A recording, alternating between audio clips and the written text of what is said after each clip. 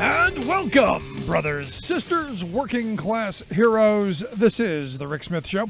Thanks so much for being here today on the big program. Lots to get to, lots to talk about. Today's outrage, or at least my anger of the moment.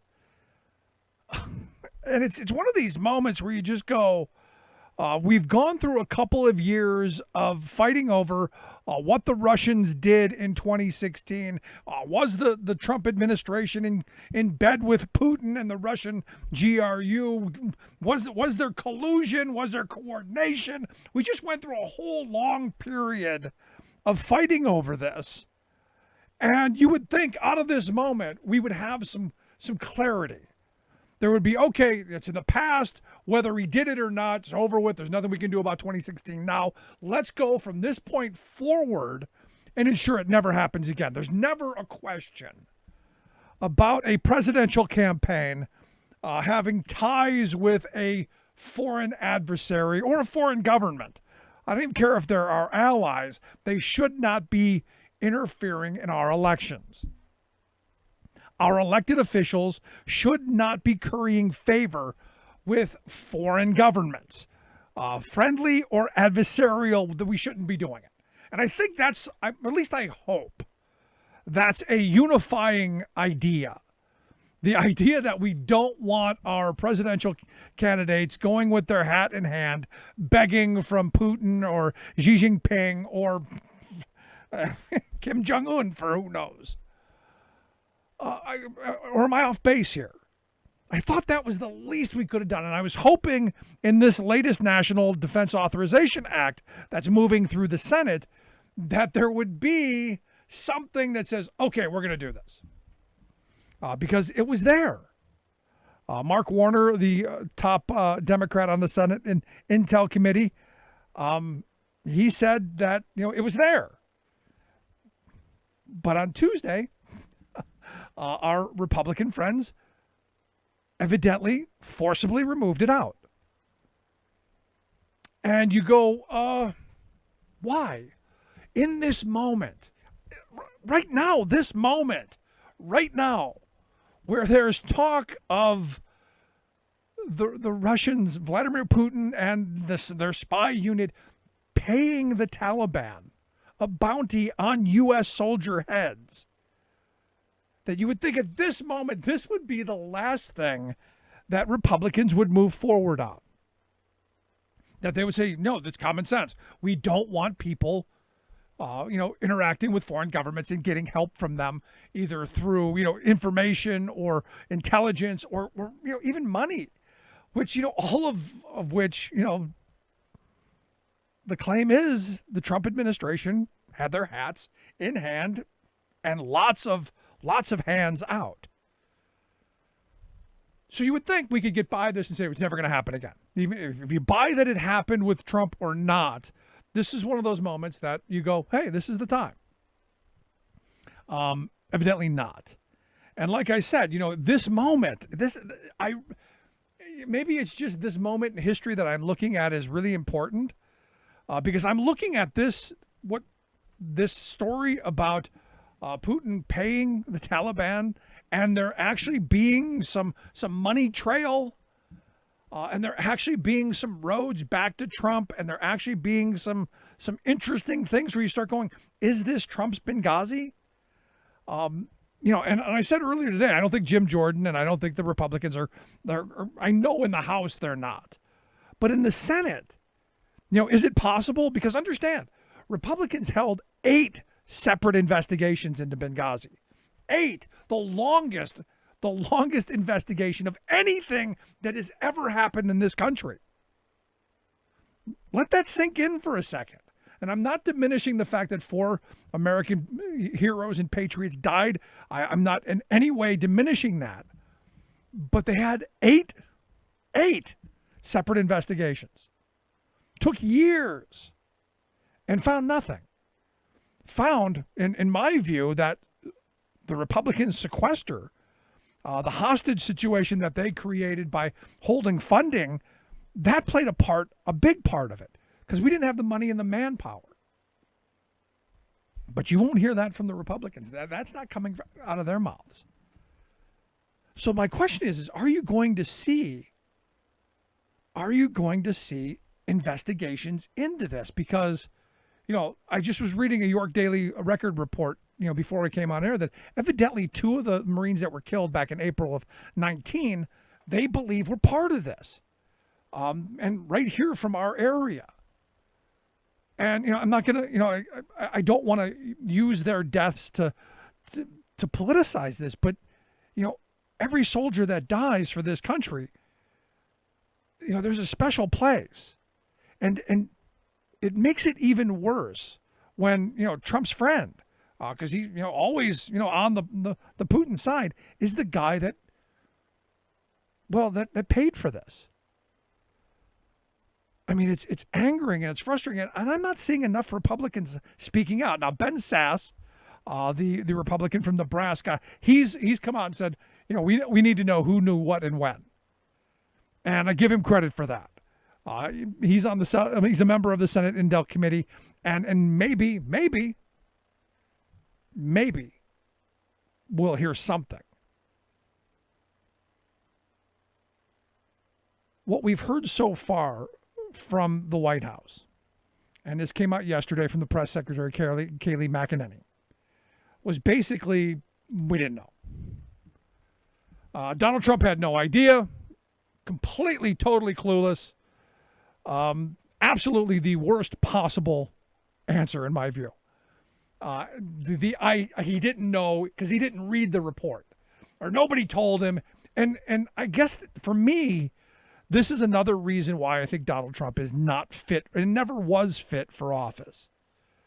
Like George W. Bush, there is a lack of curiosity, a lack of interest in digging into anything. And in Trump's case, it's all, there was something funny that my grandfather used to say, sarcastically. He would say, if I don't know it, it ain't worth knowing. And this is kind of the Trump mentality, that if he doesn't know it, it's not important. And why should he be curious enough to go look for it? And, for the press secretary to come out and say that, he didn't know, I'll tell you, that's the worst possible answer. At least I think it is. Because you go, why not? Our intelligence community evidently knew. John Bolton claims that he told the president, months ago, and there's now talk that it was in a presidential daily briefing, and I guess there's confirmation of that. And you go, well, he doesn't read the presidential daily briefings. George Bush never read them either. And it got me to thinking, I saw Pete Buttigieg's tweet that came out today that said, patriots in and out of uniform put their lives on the line to gather the information that goes into the president's daily brief. They do this expecting that he will at least read the damn thing and use it to protect Americans. And I'll tell you, that's the right response. We've known for a long time Trump doesn't read this stuff. And I've always said, then why is he there? Or at least to bring people in to play it out in charades for him. I don't know, something. But if this is the guy that's supposed to be the person who's protecting us, he should at least know what's going on a certain level. And like I said, John Bolton came out and said that he told him.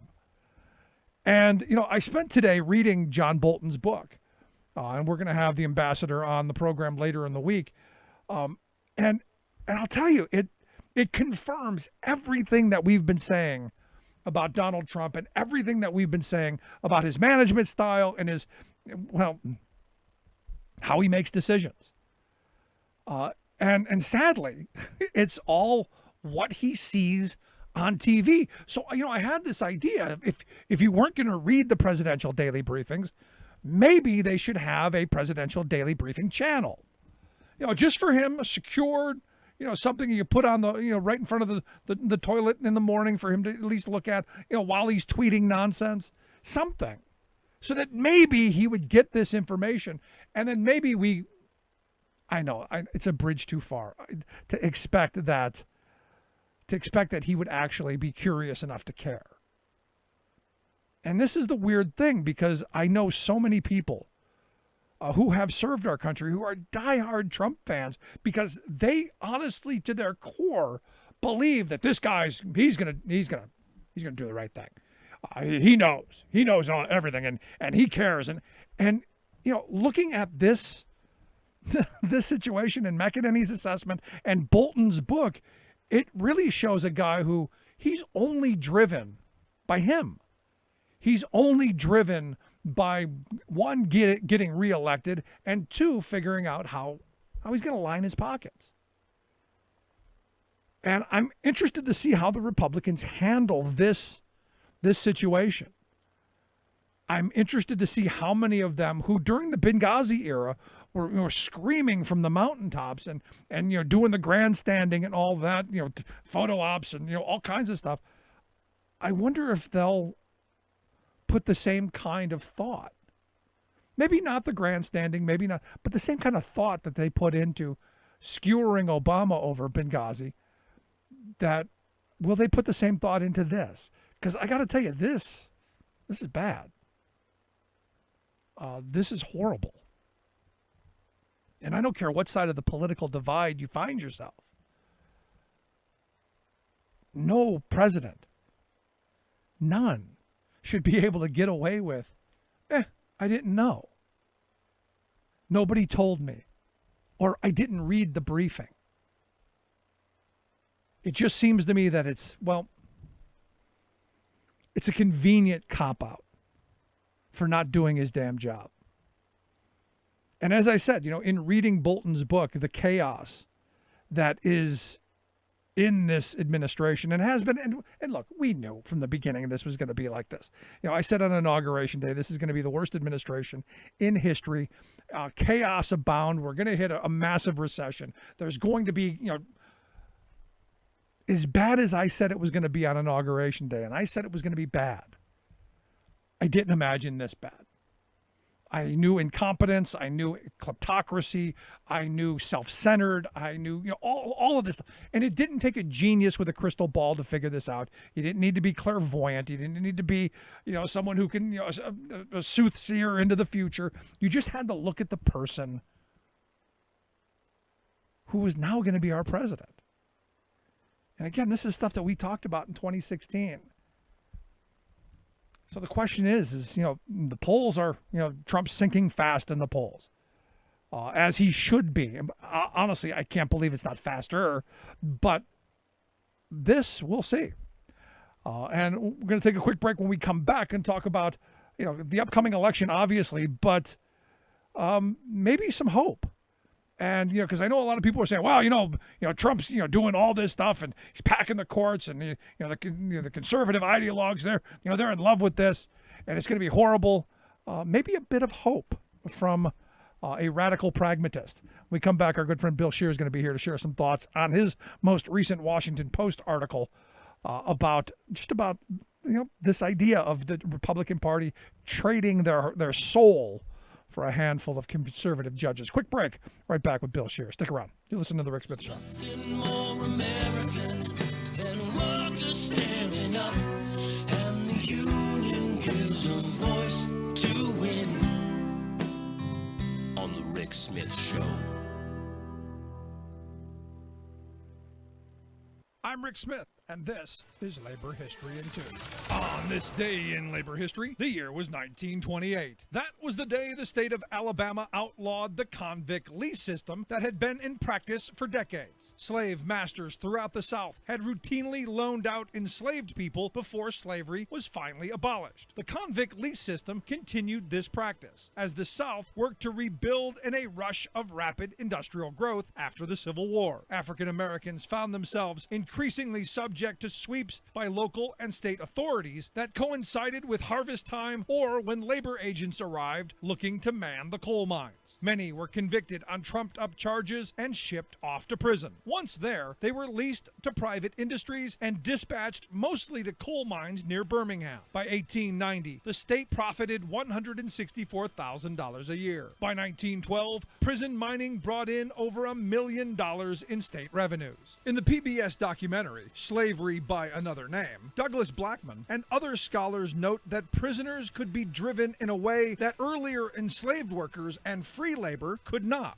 Convict labor served to depress wages, curtail union activity, organizing, and strikes. These workers could also be worked practically to death and easily replaced. Progressive reformers, Socialist Party leaders, and United Mine Workers District 20 would wage an unrelenting war against the convict lease system for years. Even the 1911 Banner Mine explosion that killed 123 African American prisoners couldn't outlaw the practice. Finally, newly elected Governor Bibb Graves yielded to the public outcry that condemned the practice as a relic of barbarism. He also ceded to workers' demands for jobs. Graves subsequently put prisoners to work on chain gangs building roads throughout the state, making Alabama the last state to abolish the convict lease system. Welcome back to the Rick Smith Show. Now, here is Rick Smith.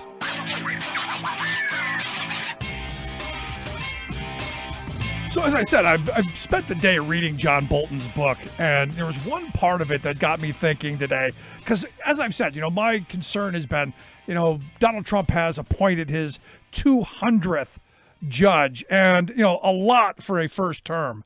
Absolutely. And, it got me thinking about, as John Bolton is writing his book about, people, the conservatives are all thrilled that, you're getting all these judges, and they basically sold their souls for these judgeships. And he points out in his book that, while conservatives may, be okay with the fact that Trump is pursuing his reelection and packing the courts with all of this stuff, he was saying that Democrats might be happy if Trump's reelected because he'll be thinking about legacy and that he'd probably be more pliable. And this is something I've said 100 times. If I had to take the White House or the Senate, give me the Senate, because I think Trump is movable on a lot of stuff. But interesting that Bolton kind of had the same take. But on the judge front, interesting article over at the Washington Post on the Republican Party basically selling their souls for these conservative justices. In here to talk about his article, I've asked Bill Scherer to come talk with us. Bill, thanks for taking time for us. Great to talk to you again. So I like the premise. It gave me a little bit of hope, I'll be honest. I've been really down about the number of judges. It's a huge number, 200 in a first term. But as you went through and you laid it out, that this is just, the normal kind of thing. The next president, if it's a Democrat, will come in and do the natural course of events, and we'll be on the other side, probably right where we ended up. Well, the thing that, the last 3.5 years, as Trump has hit the ground running on judges, he's gotten them at a faster clip than Obama did and George Bush did. The quality of the judges is going down. You have less American Bar Association qualified ratings for these judges. So that's kind of disturbing. But all these stories over the years rarely talk about how many total judgeships there are and how many total judges his predecessors had. Right. So yeah, Trump's hit 200 judges faster than anybody since Jimmy Carter. And that 200 includes the 2 Supreme Court judges. So it's 198 lower court judges. Well, there are 851 lower court judgeships. So he's at 23% of the federal judiciary, lower courts. Barack Obama had 327 lower court judges, and George Bush had 326, and Bill Clinton, if I remember correctly, was 376. So if Trump had 2 terms and he was maintaining that pace, yeah, he'd get to about half the judiciary. But the likelihood at the moment is that's not what's going to happen. And his fast clip is going to be less important than the fact he's going to have 4 years and not 8. And if Democrats get the White House and the Senate, again, an if, but not implausible, right? There's no judicial filibuster anymore. Trump's clip is going to be probably matched by Biden's clip because the procedural obstacles aren't there anymore. And you know, because as I was reading the article, that came to my mind, that they've basically just put anybody in, whereas in the past you actually had to have a little bit of give and take to get to the number of votes you needed to confirm. So you didn't get, really unqualified people and ideologues like we're getting out of Trump, or is that just me being partisan? Well, look, Clinton's rate of confirmation was better than Bush and Obama.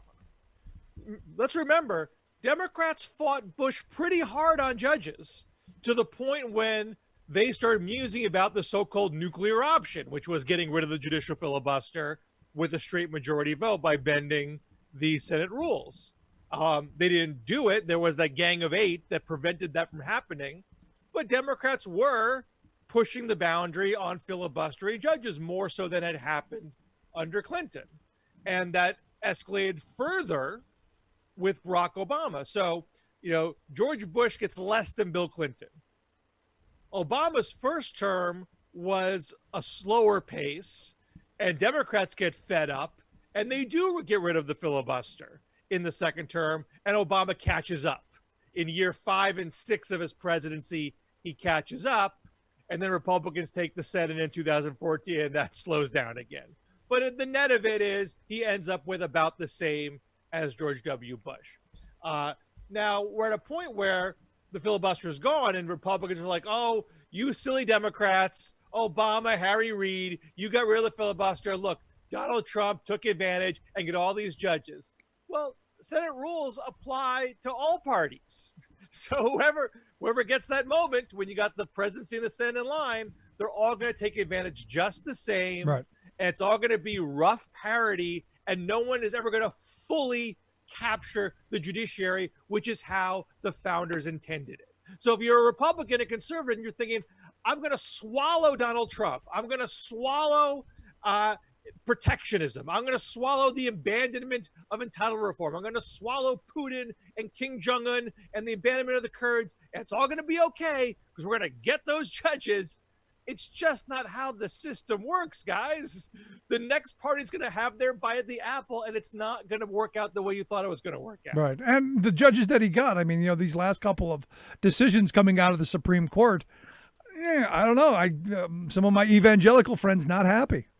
Well, this is the other part of it. I mean, the Supreme Court is designed by the founders to be as insulated as possible from political pressure. Alexander Hamilton lays this out in Federalist 78, that the judiciary is normally kind of a weak branch that gets steamrolled by the president and the Congress. And so he said, let's prevent that from happening by giving them lifetime appointments, and therefore they can't be pressured. And the Republican objective with this presidency and the Bush presidency was, let's vet these guys to the nth degree so they won't betray us. We'll know that deep down they're Republican loyalists, they're conservative activists, and they'll do what we want when they want them to. And the thing, once you get there, once John Roberts gets there, you can say, you know what? I can uphold Obamacare and can't do anything about it. You want me to put a citizenship question in the census? Too bad. Not going to let you. Neil Gorsuch wants to say, I'm going to have a textualist interpretation that expands transgender rights. You can't stop me. That's how the system is meant to work. Doesn't mean that they are saints, that they're going to rule liberally a lot of the time, but they can't be relied upon by activist conservatives because it's not how the Supreme Court is structured. And then, coincidentally, the other side of that argument then applies for when Biden, if Biden wins, and the polling looking very good, as it should. I mean, with a global pandemic, and now this story about the Russians and the economy in shambles, I would expect the polls to be much, much wider. But when Biden takes over, your argument still applies for Biden. As bad as conservatives may think it's going to be, it's not the wild swing that people are going to make it out to be. Is that your argument? Well, Democrats have never really, conservatives don't see it this way, but Democrats have generally put judges on the court. They don't put activists on the court. There was a time where you put straight politicians, you put governors on the court, you put political actors on the court. That hasn't been the trend for either party. The reason why Ruth Bader Ginsburg is there is because Clinton thought about picking Mario Cuomo and Bruce Babbitt. And Cuomo was giving him a hard time, and there was a lot of pushback on Babbitt from the left and the right. And Clinton was getting really frustrated. And Orrin Hatch calls him up, and Orrin Hatch says, "You should take a look at Ruth Bader Ginsburg. She's pretty liberal, but she's a fair jurist, and I think she would be someone who can get through the Senate." Now, she was somebody who publicly disagreed with the reasoning behind Roe v. Wade. It wasn't against the result, but offered a critique of the logic behind it. And on the lower court, she actually had a record of siding with the conservative justices more than a majority of the time. So that's why she's in, not because she was a left-wing firebrand. That's the kind of people that Democrats generally have put on the court in recent years. So don't expect Biden to make this, a left-wing party, but you're going to get fair justices that are going to interpret the Constitution in a common sense way, not a clinically rigid way, which is what I think a lot of liberals worry about with the court. Yeah, I mean, I look at, Trump just came out with his list is coming out with his list of judges when he gets another Supreme Court nominee, which, a nice election ploy. It's not going to happen between now and then. But, most of them are all Federalist Society people. And I don't know that there's the equal on the left of the kind of organization that the right has when you look at these judge appointments. And people have tried. I mean, there's groups like the Alliance for Justice and the American Constitution Society. Biden was Judiciary Chair. Biden is the guy who did the Robert Bork hearings. He, of course, did the Clarence Thomas hearings. He is very familiar with the judicial confirmation process, and he, as he ran in the primaries, someone who believes in norms, believes in bipartisanship. Does not want the court to be a partisan vehicle. I would not expect him to pick, far left judges, the judges that Republicans like. But he's going to approach this, in a Biden way. And there may be someone on the left that get a little frustrated with that. But on the whole, if he can replace Ginsburg and Breyer with people like Ginsburg and Breyer, and maybe he can even replace Alito or Thomas, because they're at 70 or above right now. People on the left will take that deal. No, because look, I don't want the court to be one side. I want them to be fair. I want them to interpret the law as it is and not make stuff up as we're going along. And I think most people like that. So, there's part of me that goes, how do you get back to a day where a Republican like Hatch goes to a Democratic president and says, here's a couple of people that, and this was commonplace back then, here are some people that get through. And you actually have that kind of, and I know this is a utopian thought process, but you actually have some kind of coordination and conversation and give and take. I know it wasn't radical. That long ago. I mean, Clinton did this with Orrin Hatch. Sure. It wasn't a zillion years ago. It Seems was like about 20 plus years ago.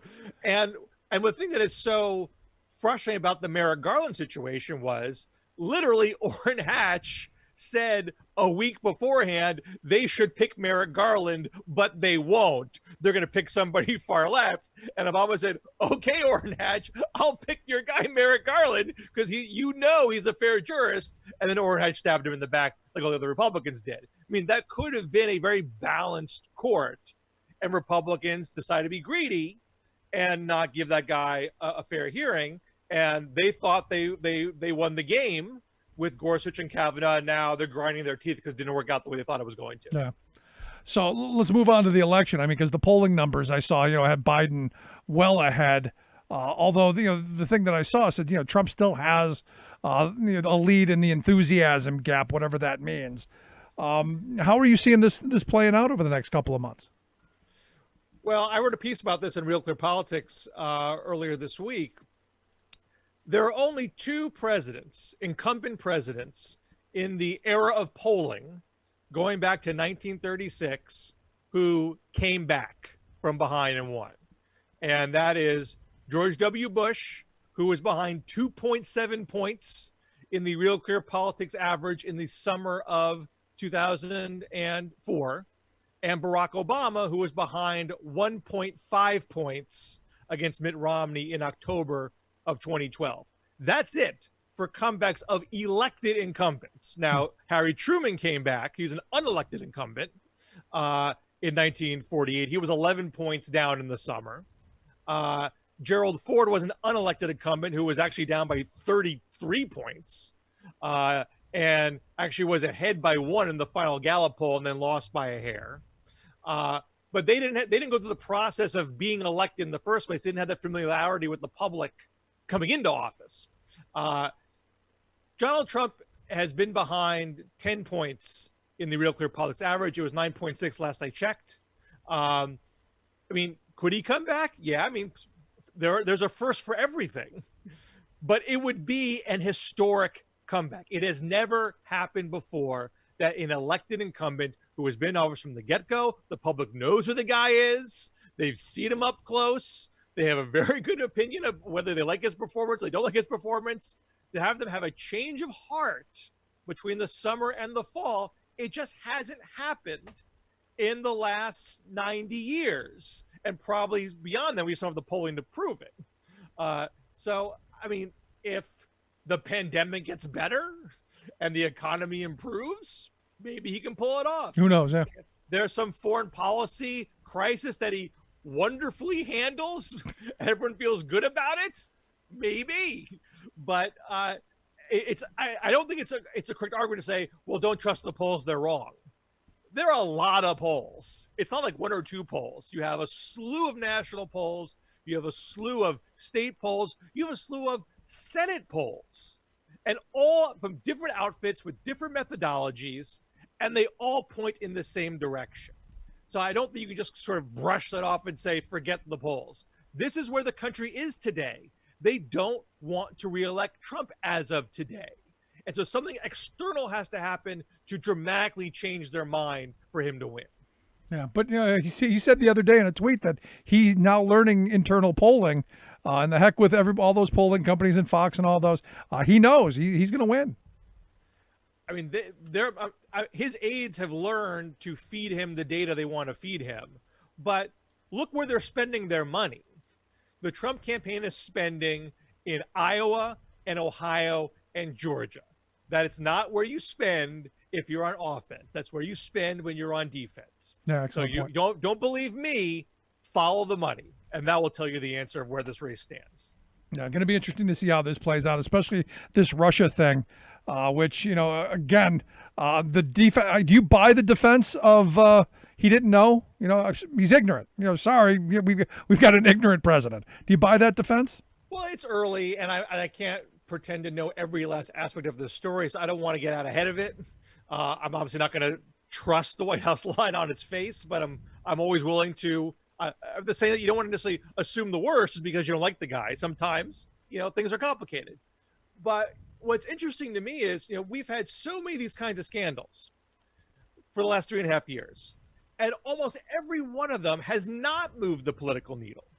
I mean, his polling has never been good, but it's been stable.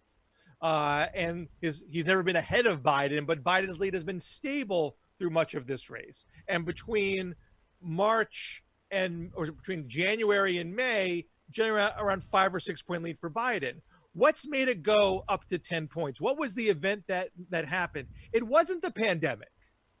Because when the pandemic happened in March, Trump had a little bit of a bump and it receded, but essentially around the same level that it has been.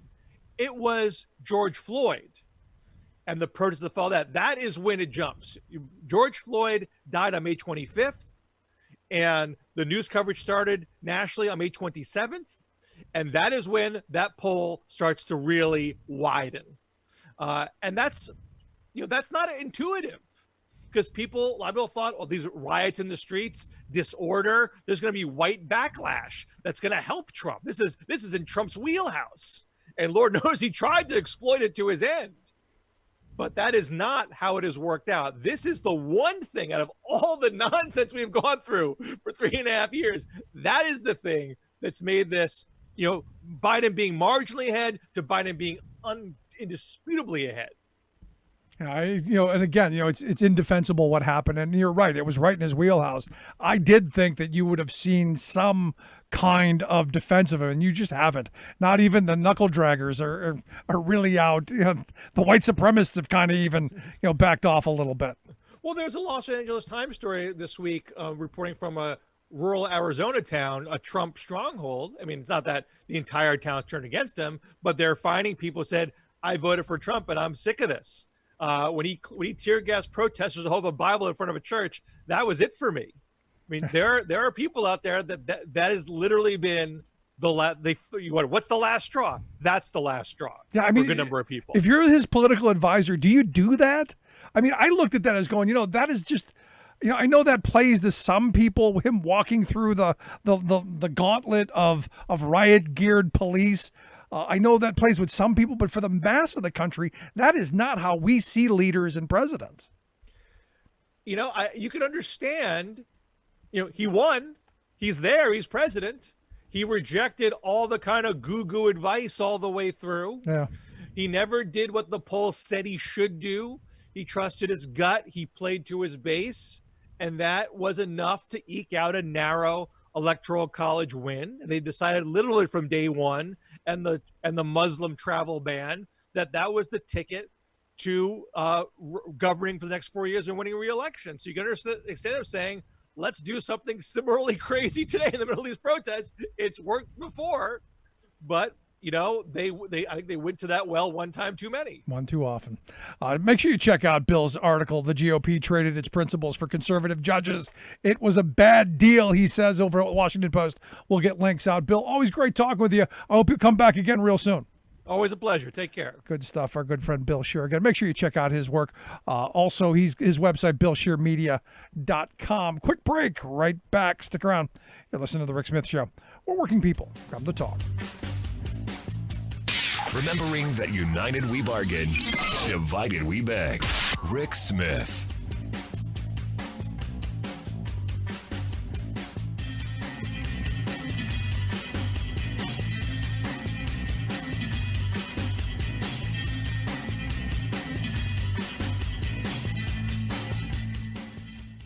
I'm Rick Smith, and this is Labor History in 2.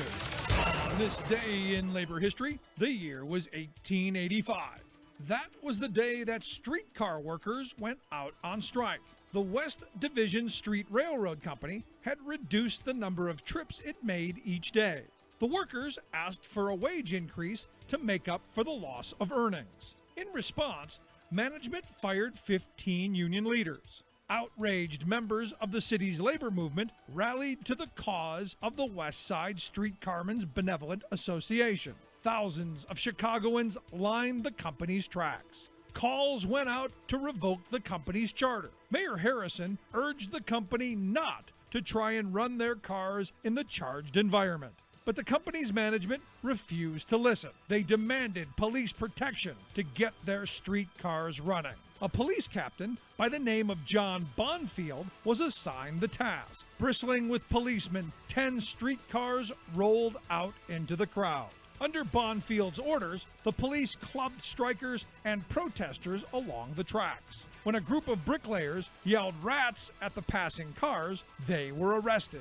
In all, 150 protesters went to jail that day. After 7 days, the strike ended in a compromise. The workers saw an increase in their wages, and all but 2 of the workers who had been fired got their jobs back. The action propelled Captain Bonfield's career as a strikebreaker. He became known as Captain Blackjack Bonfield. It was Captain Bonfield who led the police confrontation with workers at a rally the next year that sparked the Haymarket tragedy. Labor History in 2 brought to you by the Illinois Labor History Society and The Rick Smith Show. For more information, go to laborhistoryin2.com, like us on Facebook, and follow us on the Twitters at Labor History in 2.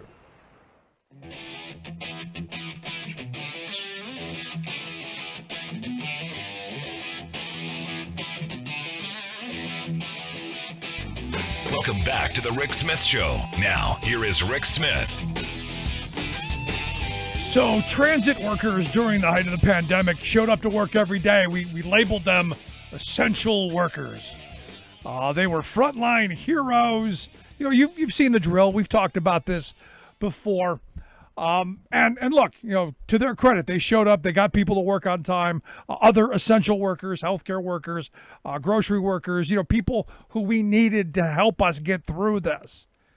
And as I said, a couple of days ago, whatever happened to that hero pay, whatever happened to the money that we were supposed to get to these essential workers to reward them for sacrifice, for putting themselves and their families at risk. Where'd that go? Well, it went nowhere. And now we're seeing the employers who did give a little something, a couple of pennies, along with the praise, we're seeing them claw this back.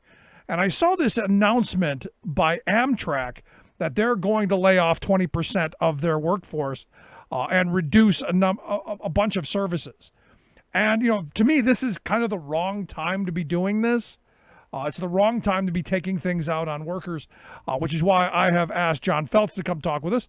John is the director of the Railroad Division with the Transport Workers Union, TWU. John, thanks for taking time for us. Thank you for having me on, Rick. I appreciate it. So walk me through this. I mean, like I said, we labeled, transit workers as frontline heroes and, essential and all of that. And now we're kicking them to the curb? That's exactly what Amtrak is doing. They're, as you said, they're looking for a 20% layoff across all crafts, effective October 1st. What they did is they offered a buyout to management and non-agreement, but naturally management got about double of what they were offering to non-agreement. They were looking to reach a $500 million mark so that they could go into FY 2021 with some money in the bank. But they knew very well that they'd never make that mark, and they knew very well that they had to lay off 20% of the workforce, and those are unionized workers, my members being part of that group. So the pitch then here is to get the federal government to help fund them to keep people on the payroll. Is that it? I mean, because does Amtrak have a set aside of cash that they can pull from? What are you guys looking for? No, well, they went back to Congress and asked Congress for. They were given a $1.45 billion, I believe, in the last CARE Act from Congress. And in their appropriations, then they went back and they asked for more money, but they knew very well that the money they went back and asked for was not going to be enough to prevent the 20% layoff. They could very well have asked Congress for the difference in amount of money that they say they needed. Amtrak right now is running at a 50% capacity on every train. They claim because of social distancing. And when I asked the question, what happens to the other 50% of the people that may want to buy those tickets? Well, we're just not going to sell them. And I asked, well, why not put more cars to those trains and more coaches so that you can keep the workforce that you have? Well, we don't think we're going to do that. I mean, that only makes sense to me to keep our people working. Certainly, but, the people who need to get places, you have to, it would seem to me at this time when we're talking about, as you've said, social distancing and increasing space, especially on trains, that you would need to add more capacity and ultimately more workers to service the same number of people so that people get to and from where they need to safely. I mean, it just seems to me that this is the wrong approach all the way around. Well, Rick, I tell you what, they claim for social distancing and to protect the public, but I can speak for my craft, which are coach cleaners and mechanics. My coach cleaners are the ones that disinfect every single car that comes into the rail yard. On top of that, we have 2 in-route coach cleaners that constantly clean the bathrooms, clean the seats as passengers get on and off the train, clean the service trays that they have. Our onboard service people that we have, they're fully masked, wearing gloves, only taking credit cards. They're there to service the people. So what's going to happen now is less people, less cars disinfected. Those cars that are disinfected will probably be disinfected improperly because they're going to be rushing trains out. So they're not really helping the public at all. They're putting the public in more danger. Yeah, it just seems to me again, in this moment, and it's a good thing that you guys are out in front of this and calling for action. In fact, there is an action network.org petition going around, and we'll get links out on how people could sign up to reach out to their elected officials and have a voice in this. But it just seems like this is that moment where more than ever you need to have that voice on the job, and a union like yours speaking out and standing up for folks. You're 100% right, and I tell you what, I give all the credit in the world to our international president John Samuelson and our IAC, the rest of our top 5 officers, because they're constantly fighting for us, constantly backing us up. As a matter of fact, they're the ones who got the initial supply of face masks and gloves out to our members, because the railroads, quote unquote, said that they couldn't get them, but yet our international was able to do that. No, it's something that I've seen. I mean, with your union and also with ATU, the Amalgamated Transit Union, the locals did, I thought, a great job of going out and finding things that the employer wasn't willing to provide. I know that masks and gloves and protective gear that you could find was being purchased by you guys. And again, this just highlights for me again the failure of our labor law, the failure of this administration to protect workers, and the failure of our system that relies on employers to do the right thing. And this idea of the benevolent employer, I guess that's where my mind goes. No, and you're 100% right, and it goes right down to the board of directors on Amtrak. They bring in Mr. Flynn as the new president CEO. We no longer have the burden of Richard Anderson on our back that wants to run the railroad like an airline. Now we have Mr. Flynn, who comes from the airline services also. His claim to railroad is that he has a couple of relatives that work on the railroad that are conductors. Otherwise, he knows nothing at all about railroads. Or he played with trains when he was a kid. Yeah, exactly. He spent about a year with CSX on the freight side, and it wasn't in any kind of operational or transportation side of it. So he knows absolutely nothing and comes in here, and the first thing he wants to do is cut us by 20%. That's enormous. So just so I'm perfectly clear on this, how can we help? What do our listeners need to do? What are you looking for? Please fill out the Action Network notices that are out there. I appreciate you saying that you're going to get them out for us also. Go to our website, the ASWC Facebook. You could get them on there if need be.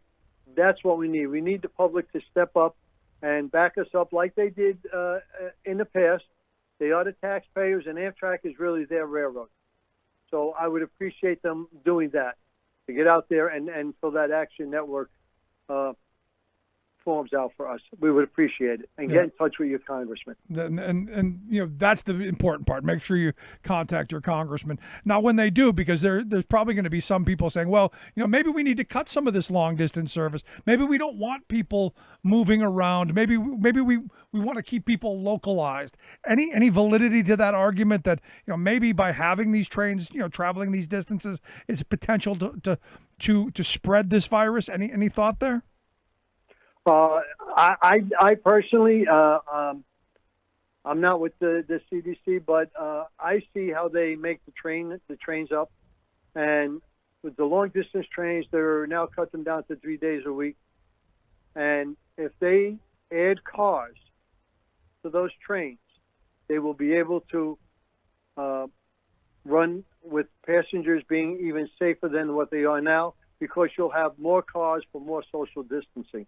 That's what they need to do. They have hundreds of cars in storage now because of the cutback that they made on the trains originally when COVID-19 came in.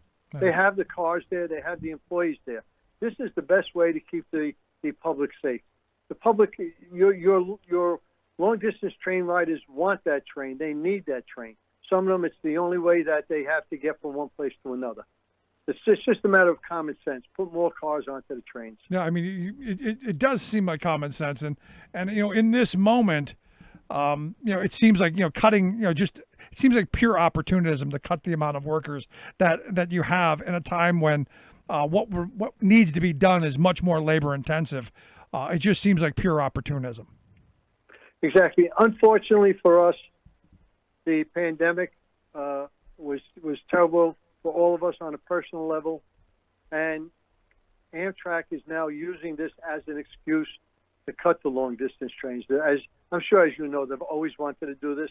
This is now their excuse to do it, and by using the public as their puppets by saying it's to protect the public. And again, I keep repeating myself, but it's 100% wrong. So, they're not protecting the public. So what you're saying is, and this is where I wanted to get to, this is just pure rank opportunism, because they've wanted to cut this. This is the reason. It's kind of like the state of Pennsylvania did here with our toll takers. This was an opportunity to just fire all the toll takers and go to an entire electronic system, and they use this as the excuse for doing that. Instead of doing the work that needed to be done to protect the workers and the public, they just screwed the workers. So basically, we're looking at the same scenario. Exactly, 100% correct. Sad stuff. Again, take a look at the website, actionnetwork.org. There are letters there. You can tell Congress to fund Amtrak and save the jobs of these Amtrak workers. John, I appreciate you taking a little time for us and sharing your thoughts. Keep up the good work. And Rick, let me tell you how much I appreciate you giving us the chance to have our voices heard. You've done this many times for the TWU, and we really appreciate your help. Thank you so much. You're a true union brother. Thank you. Good stuff. Thank you, John. I appreciate it. Again, make sure you check out actionnetwork.org and help in this moment. I'd love to hear your thoughts. How are things in your workplace? Are you seeing this kind of opportunism where you're at? Wasn't the CARES Act supposed to help stop this kind of across-the-board cutting and wanting to keep people on the jobs and on the payroll with their paychecks and with their benefits coming in so that we don't have the recession that I fear is upon us and a potential depression if this stuff continues? I'd love to hear it. You can email me, rick@thericksmithshow.com. Quick break. Right back. Stick around. Remembering that united we bargain, divided we beg. Rick Smith.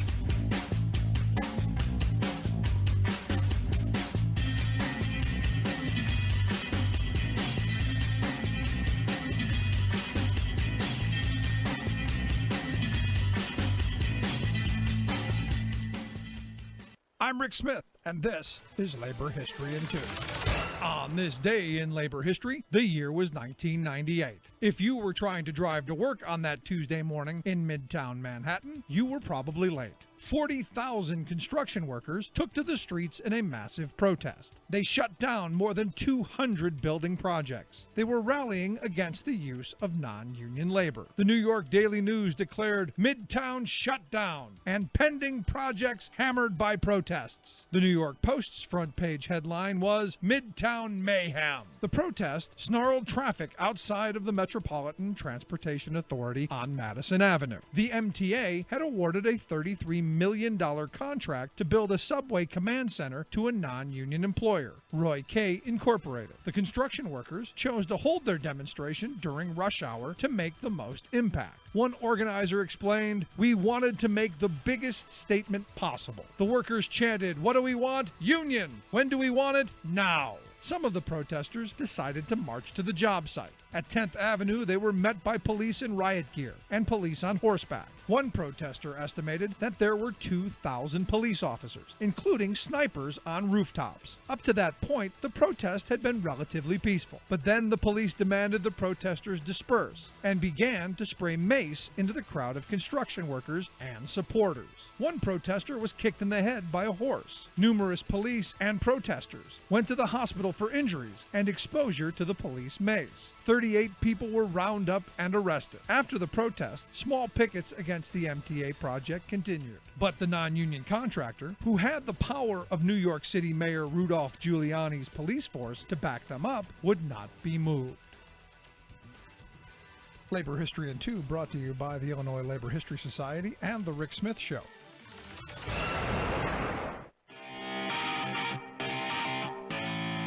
Welcome back to the Rick Smith Show. Now, here is Rick Smith.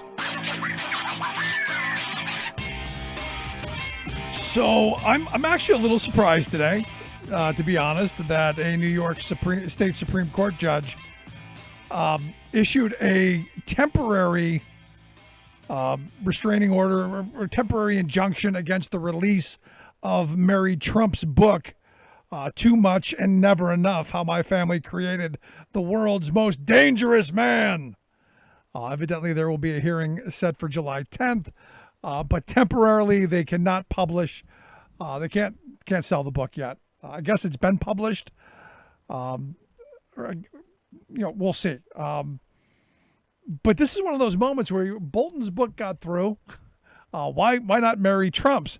Now, evidently, there's some talk about the non-disclosure agreements and things that the family signed, and you go, you look at this family just chaotic from top to bottom, and I'll tell you, I'm what is it, 126 days? Can't come fast enough to where we send this guy packing. And all of the chaos, and and going back what Bill Scheer said, there's this huge swing of, I've said for a long time, a third of the country is solidly, on one side, a third solidly on the other, and you've got the people who are, heavily attached to one side or another, so that basically, you've got, in the 40s on either side. They're reliable, pulling the lever for one party or the other.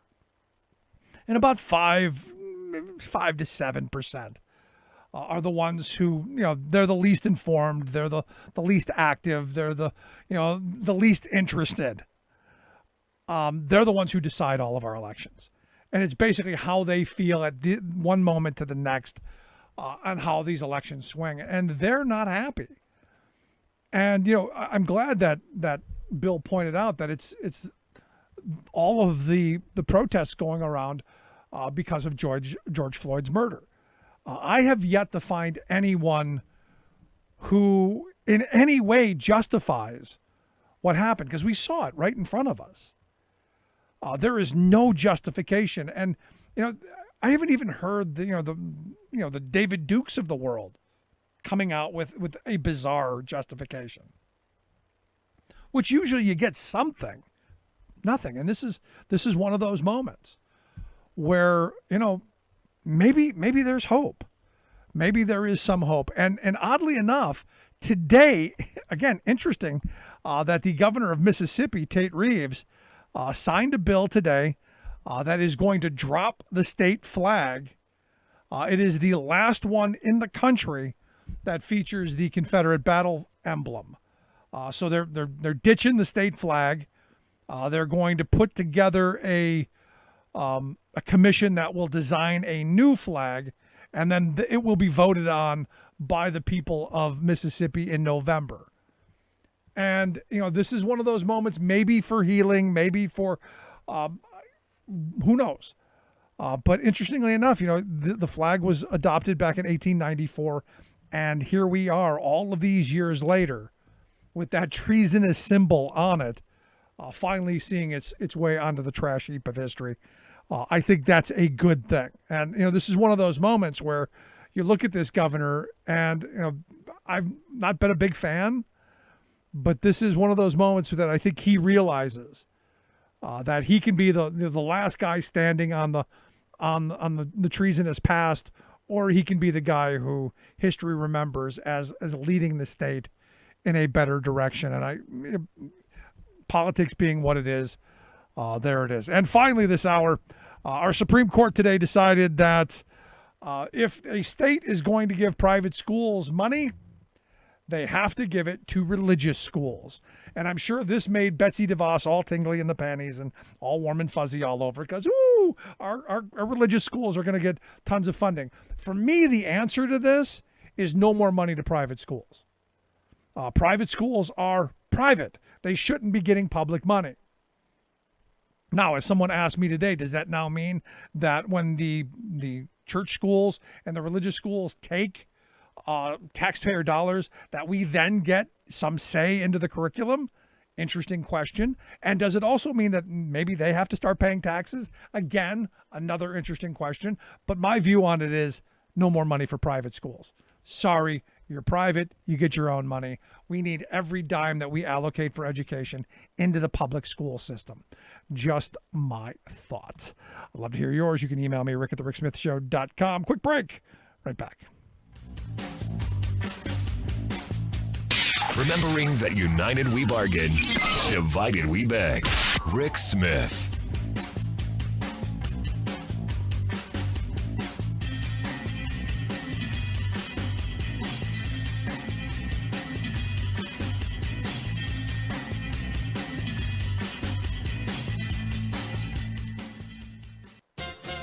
It's been pointed out that Donnie Trump has unusually small hands. But who cares? What's truly alarming are his unusually small policy ideas. Draining the swamp, for example.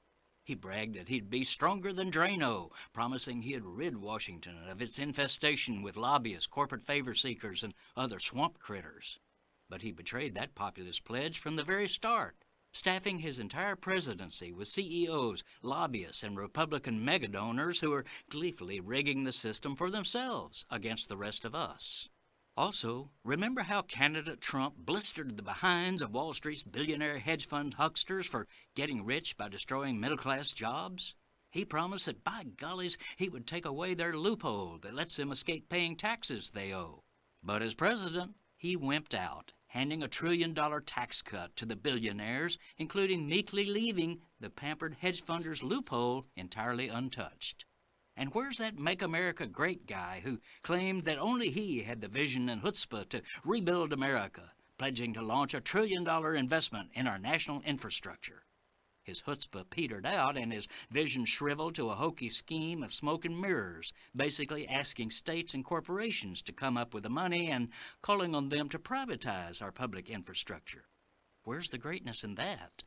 This is Jim Hightower saying, poor Donnie wants to be thought of as a modern-day Teddy Roosevelt, so he constantly poses as a populist, bigger-than-life bull moose character who's got the right stuff to bust the profiteering trusts in order to stop their rip-offs and their schemes to knock down the middle class. Sadly, though, a pose is all it is, for he's just a run-of-the-mill plutocratic president who speaks loudly but carries nothing bigger than a limp twig when it comes to dealing with the corporate powers. What do the corporate powers from Wall Street to Walmart have in common? They hate the Hightower Lowdown. You can see why at www.hightowerlowdown.org.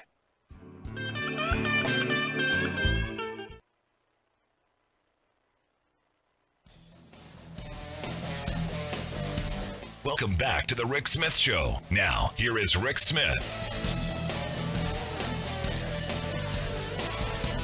So all across the country, we're seeing fast food workers like at McDonald's going on strike, demanding not just better wages, not just better benefits, but safe working conditions. This is the big one. You know, all across the country, one of the things that we're hearing is these are the people who remember, and I know it's really hard for us to remember, but these are the folks that we were calling essential.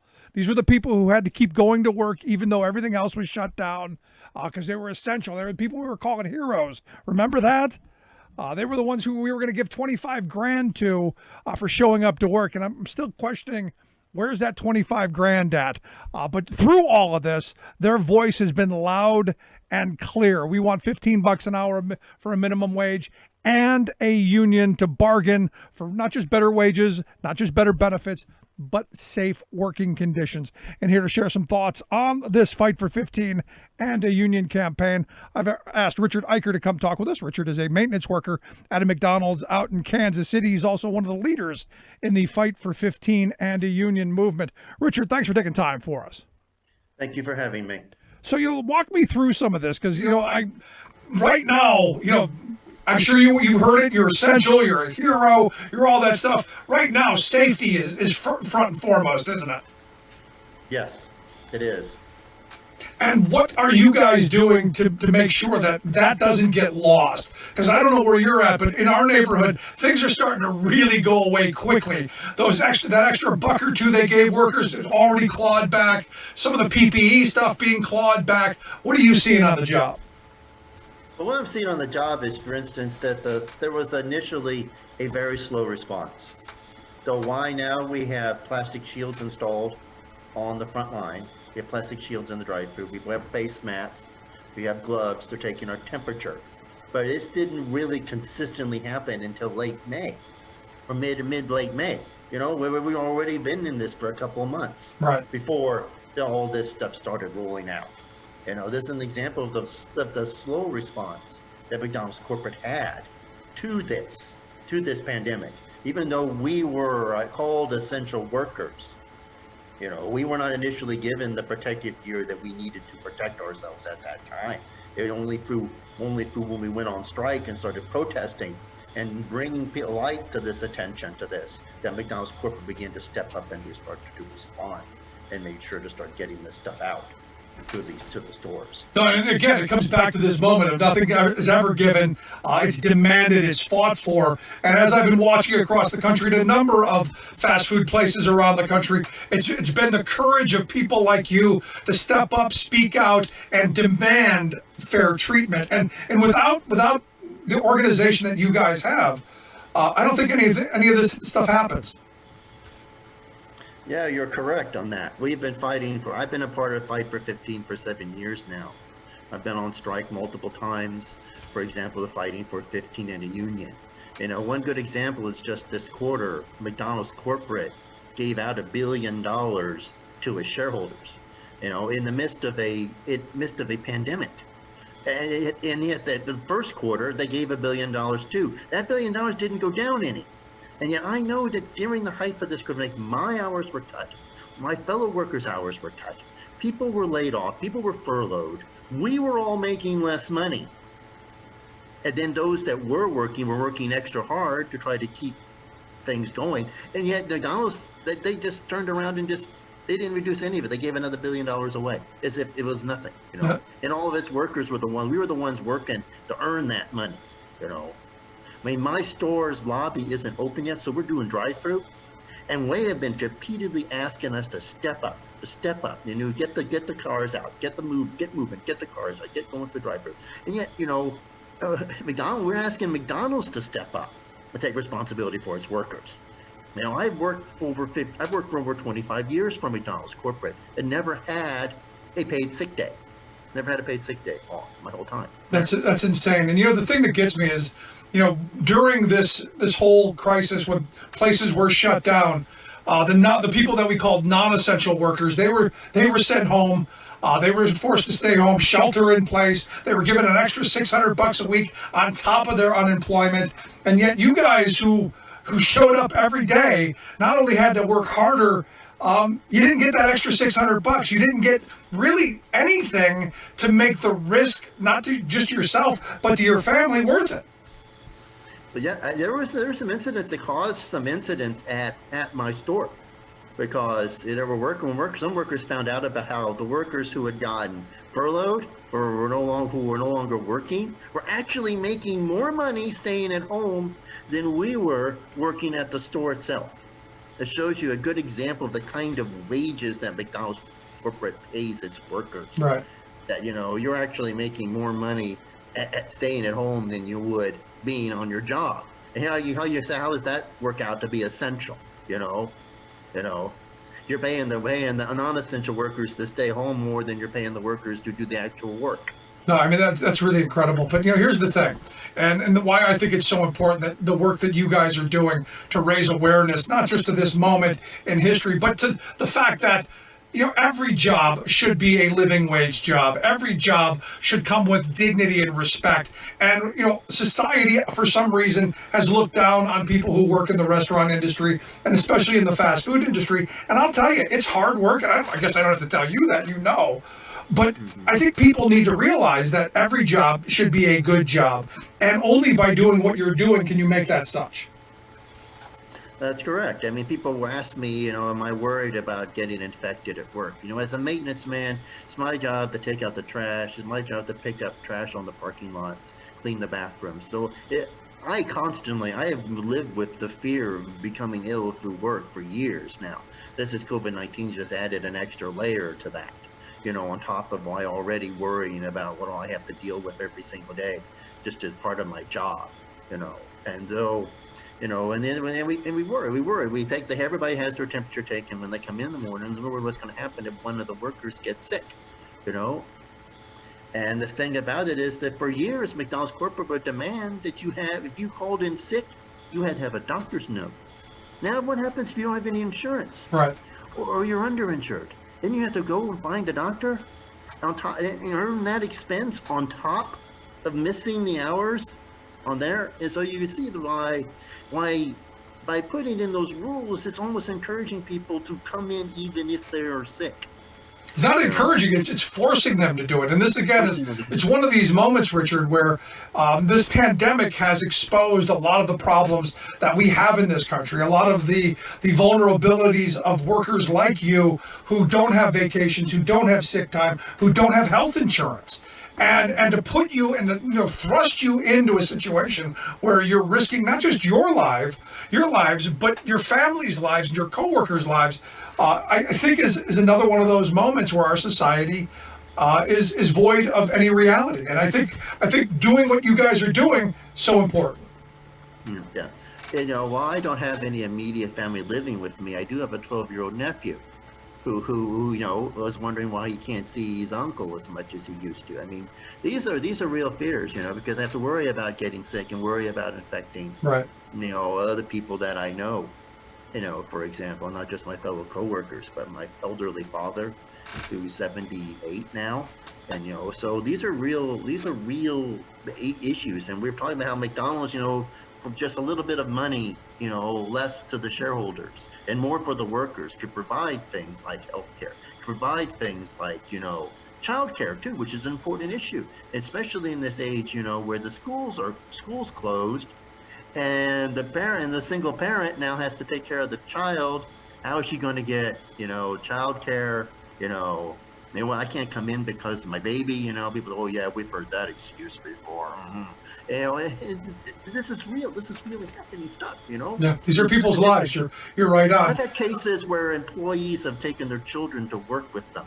Had them sit in the lobby because they couldn't leave them at home. Because they didn't have anyone to watch them at home.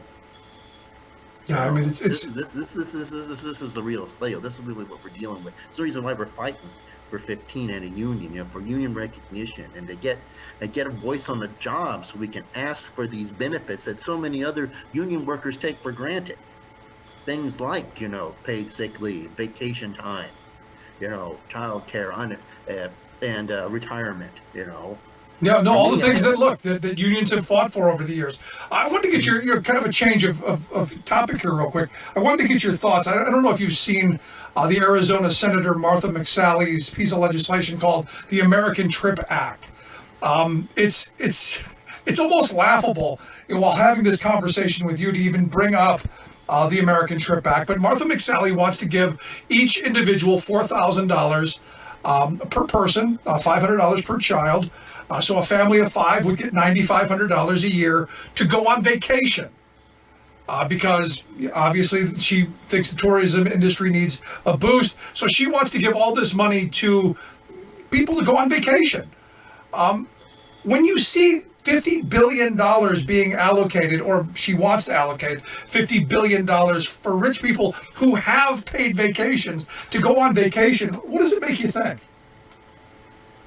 I am kind of shocked and involved. I mean, McDonald's workers, McDonald's doesn't go on vacation. I mean, I have worked Christmas Eve. I have worked Thanksgiving. I have worked New Year's. I've even worked Christmas Day at my stores. I mean, there's some stores, they never shut down. They run 24 hours a day.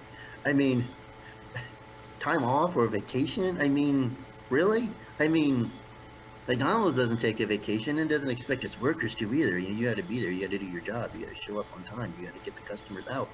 I mean, yeah, it's like, wow. For the people who have it, it's like, really, that money can be much better spent off on, on making sure you have health insurance. Health insurance. Make sure you get some paid sick time. Because nowhere in this legislation does it say that Richard Iker, the guy who works at McDonald's and makes sure that that we get fed, he gets a vacation. And nowhere in that piece of legislation does it say that. And that's part of the problem that we have in this country, because for too long, we've gotten away with not addressing the real problems of working people, and it's about time that people stand up and demand better treatment. That's why I'm glad to see you guys doing the work that you're doing. Let me back this up a little bit, because you said you've been in the industry 25 years now. You've worked for McDonald's all these years. The frame we hear, Richard, quite often is that, well, the only people who work at fast food jobs are pimply-faced teenagers. I'm sure you've heard this. I'm curious, where you work, how many pimply-faced teenagers are working in your store? Well, it's we're talking maybe a third of the employees at most. I mean, two-thirds of the employees that work there are all grown-ups or adults. Somebody has to come in at 4 in the morning or 5 in the morning. Someone has to be able to work till 1 or 2 o'clock at night. Teenagers, even the 15-year-olds in particular, they have all kinds of restrictions on when they can work, and the teenagers themselves have school or parents and stuff like that. So, I mean, they can't work, they can't come in at 3 in the morning and open the store up. They can't work till 2 or 3 o'clock at night. I mean, that's up to the adults. I mean, they say that almost, I can't remember the exact detail, but it's a large percentage of fast food McDonald's workers are single mothers. No, and the reason that's the reason I brought it up, because so many people are going, but they're just kids. They don't need $15 an hour. I've heard that. It says McDonald's says this is America's first job. It wasn't necessarily my first job, but I ended up in it, and I ended up being good at it. I ended up being proud of what I was doing. And so I kept at it. You have a job, you're good at it. You work hard at it. You should be able to make a living off of it. And that's one of the reasons what we're fighting for. That every job has dignity. Every job deserves a living wage. Somebody's got to take out the trash. Somebody's got to pick up the parking lot. Someone's got to clean the bathrooms. Someone has to do that. They're not going to do it themselves. Right. And so just because somebody has to do it, does it mean they have to be condemned to a lifetime of poverty because they have to do that job? I mean, that doesn't make any sense. And then it simply is not. It simply is unjust. So last question I've got for you, Richard. How can we help? What is it? Look, I stand with you every time there's an action. I tweet out, hey, stand with these fast food workers. What do you want people to know? As they're driving in their cars, they're listening on their radios. What do you want folks to know? What do you want them to know about Richard Iker's life, and what 15 in a union would mean to you?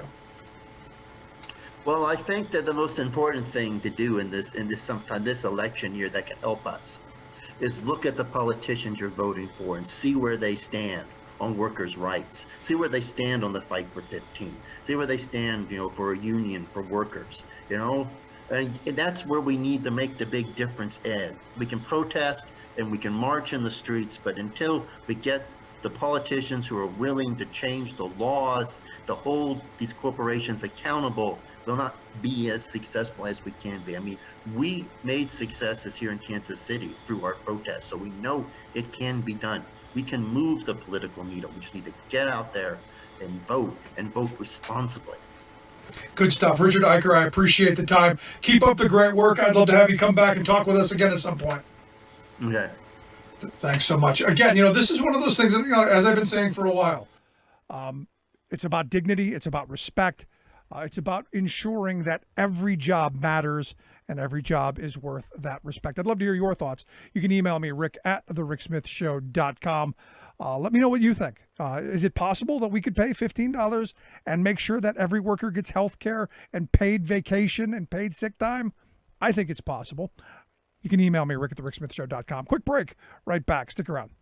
You're listening to The Rick Smith Show.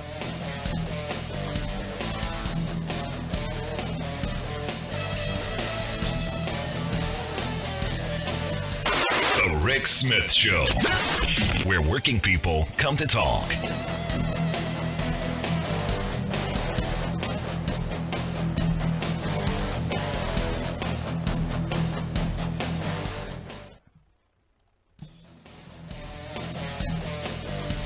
Welcome back to The Rick Smith Show. Now, here is Rick Smith. Just when you thought you hit maximum stupid, honestly, just when you thought the stupid couldn't get any worse, there's an American out there toting a sign. And according to protesters in Texas and Austin, the bar association people are protesting the governor's closing down of the bars. So you've now got people out there protesting the governor's decision because Texas is exploding with coronavirus cases right now. But evidently, according to these protesters, Bar Lives Matter, obviously trying to take off on the Black Lives Matter movement. And look, they believe that the movement should be saving people's spirits. You know, the alcohol, not making them feel better. One guy, he actually had a T-shirt that said, "Nightclubs ain't the problem, y'all." Yeah, they kind of are, because that's where people come to congregate, and that's where it spreads. This is where you get those super spreader events, which is why bars and gyms and these places are being closed down. Makes sense to me. It seems like fairly common sense. If you don't want it to explode, do something about it. And I looked at Las Vegas, where the Culinary Union has filed a lawsuit against the casino owners who are swinging the doors wide open, want to go back to business as usual. And they're filing this lawsuit, in my opinion, to protect their members and the working public there. That's why I've asked Gioconda Arguello Klein to come talk with us. She's the secretary treasurer of the Culinary Workers Union there. They represent 60,000 workers in Nevada. The people who are the care workers, the people who serve your drinks, clean your rooms, do all of the things that make the Las Vegas experience what it is. Gio, thanks for taking time for us. Thank you for inviting us. So walk me through what's this lawsuit? The situation we have in Las Vegas, before we have the reopening, we've been very concerned about the health and safety of the all workers, because it's not only the workers and their family. And we have a lot of casinos in Nevada, and we send the health and safety guideline to the Gaming Control Board to protect all the hospitality workers here in Las Vegas. We have this health safety guideline. We want to have mandatory requirements before they open in the casinos. We send them to the Gaming Control Board. We to the Clark County Commission, to the governor know exactly why we've been very vocal, because we've been very, very concerned about this situation before the workers they going back to work. And now we're facing, we've been in that way from before the opening, but now we are at the ending of June. And June 4, they open the casinos, and from June 4 and now, when people know what's wearing masks, people come to Las Vegas, and that's great. We want people to come to Las Vegas. And it's so great to people back to work, but people want to go back to work safe. And this health safety guideline was a protection for them.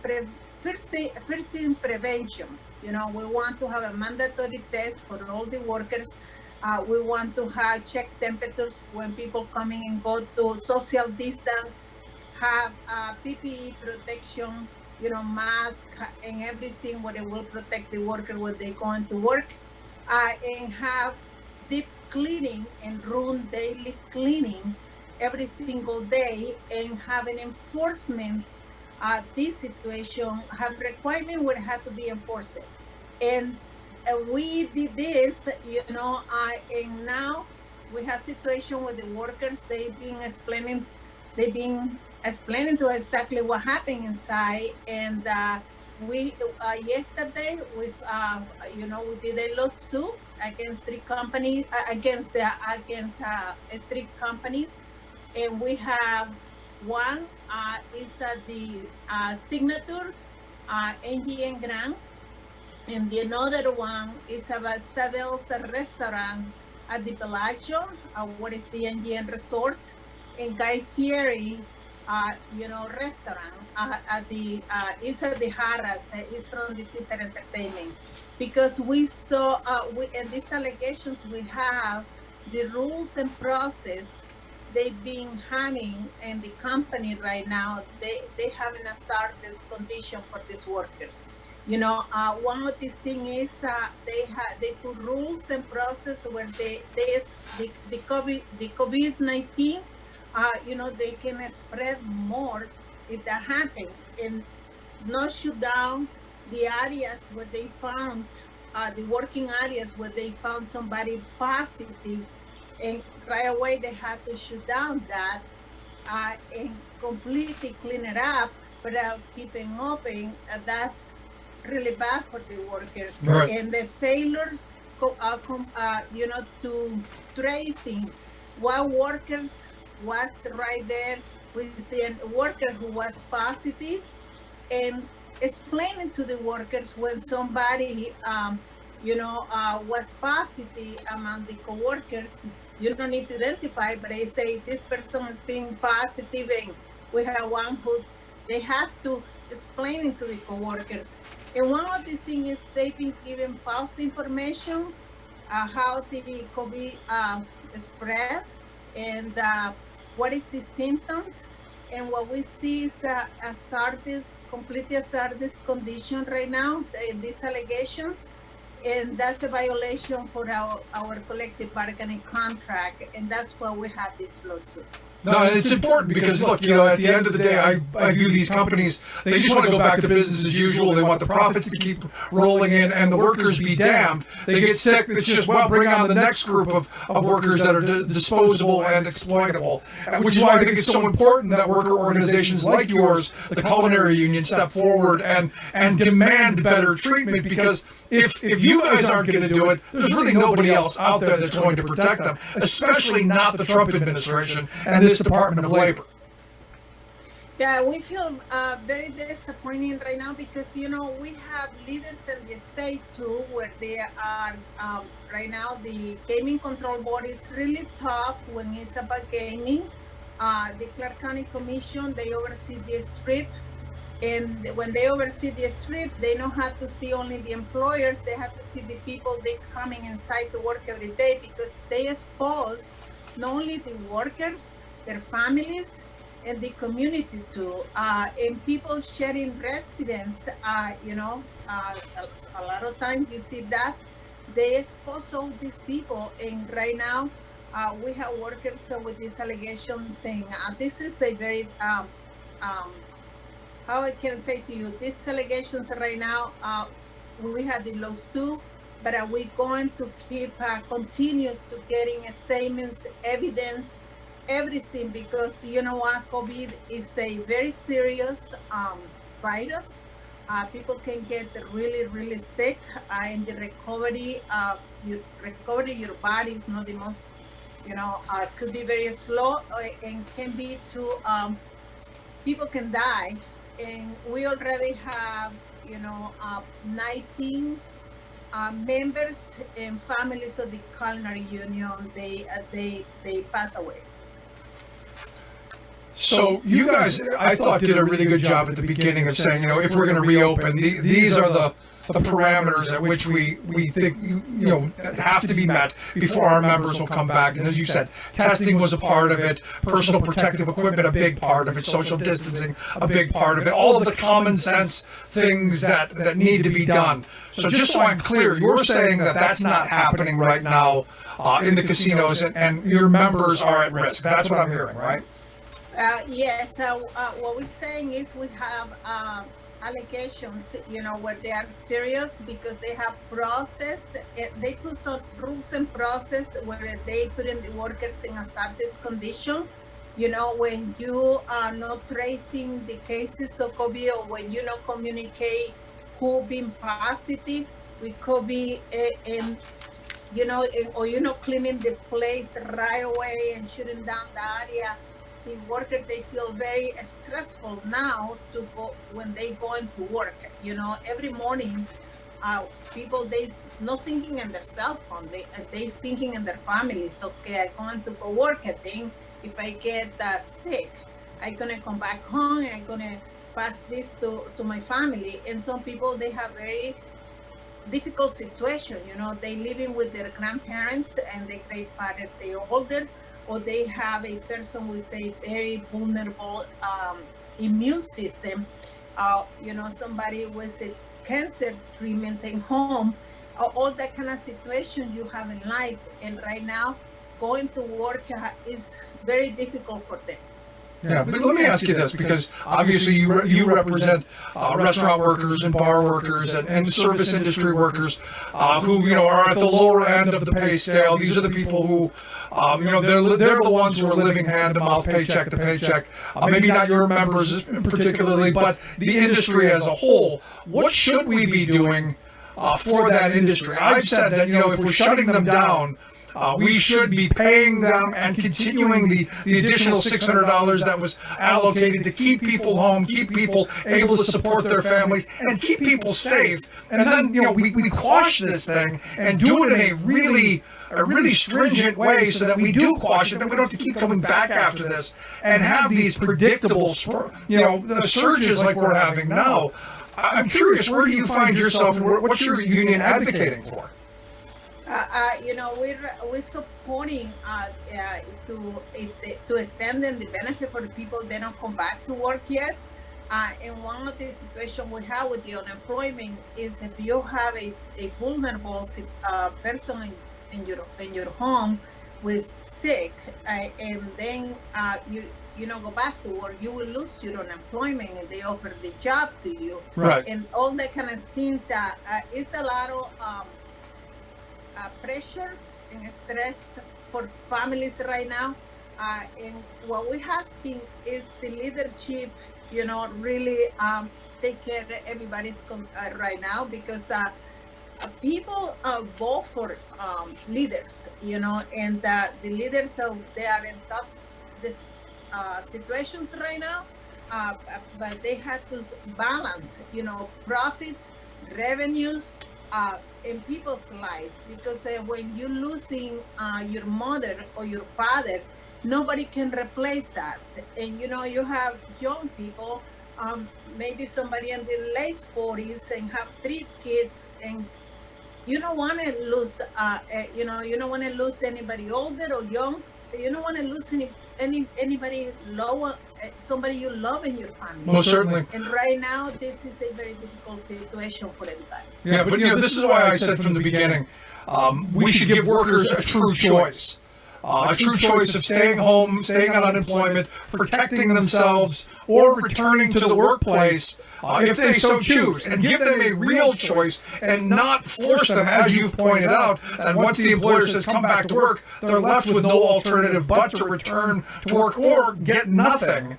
I say give them a true choice. And look, if employers want those employees to come back, they've got to make those conditions safer, and they've got to compensate them fairly. It just seems like the right thing to do in this moment. The right thing to do in this moment is, if you have the jobs and this opening, and is to have health safety guideline where they have to be mandatory by the state. To be sure not only union workers gonna be protected, to be sure all the hospitality workers, all workers, they be protected. When you go into work and you have prevention, protection, and you're gonna be sure they're gonna deep cleaning the place, room daily cleaning to, and have an enforcement for all these requirements. Is different, because you feel like okay, the states had to push this situation to all the employers and all the companies in all the hospitality industry. And right now, this is a situation where people facing every day right now. You have families for 3 or 4, or you have families for 5 or more, and we have to figure out. Now, the Culinary Union, we represent the majority of the people we represent. We have a large immigrant group. We represent 184 countries, but majority 10 Latinos, and African American is one of the large group we have too. And the 43% of the Latinos, they've been getting the COVID. And we had to figure out how the state looking all this and make the changes we need for people go inside to work in different way. Right, and by bringing that up and looking at our minority communities, who we know statistically are underinsured, so if they get sick, they don't have the ability to go see a doctor, and this is almost a death sentence right from the start. By making sure that they don't have the coverage they need, and this again is another conversation on why I believe we need to have national health insurance. We have our health insurance. The Culinary Union members have their health insurance, but we believe people had to be taken care. Right now, this is a crisis, and if we have health safety guidelines in the state, and people feel more secure to go there, and we have right now we had to file this lawsuit because we have allegations where it's a really situation for the workers inside, all these allegations. So where do you see this going? Last line of questioning I've got for you, because ultimately we want to make sure that workers are safe. Look, my daughter works in the restaurant industry. The horror stories that she's telling me of customers not wearing masks, saying it's a big hoax, and deliberately doing things to show that they're so much better than this mask wearing, social distancing concern. Where are you hoping this lawsuit goes? I mean, is there a moment where society wakes up and these idiots walking around with Our Lives Matter signs and not wearing masks and complaining and whining, does that come to an end? Where do you see this going? Well, this lawsuit is, we have a responsibility. We have a bargaining contract, and if it's a violation to the bargaining agreement for us, we have to go for the lawsuit because we represent these members, and behind every member is families, and these allegations, they are really serious. We have to go for that. No, and good stuff. But here's the reality. The sad reality is unions represent a very small portion of the hospitality industry, which for me, this moment should be a wake-up call for all of those workers to say, now's the time we need to be joining and forming unions at a historic high number so that we get some protections in this moment. And I hope folks will take a look at your website, culinaryunion.org, and maybe look into joining and forming unions in their workplace. Gio, I appreciate you taking some time for us. I wish the best for you and your members. Thank you so much for inviting us. Good stuff. Thank you so much, Gio. But this is, again, this is what I said is one of these moments where we're in this situation where workers are almost powerless. And this is where I'm hoping the Democratic Party's listening. I'm hoping leaders are listening to get workers more power and to make laws that are going to protect them. Because I'll tell you, right now, it's not there. I'd love to hear your thoughts, though. What's it like in your workplace? Do you feel safe on the job? Email me, rick@thericksmithshow.com. Love to hear it. Quick break. Right back. Stick around. You're listening to The Rick Smith Show. We're working people. Come to talk.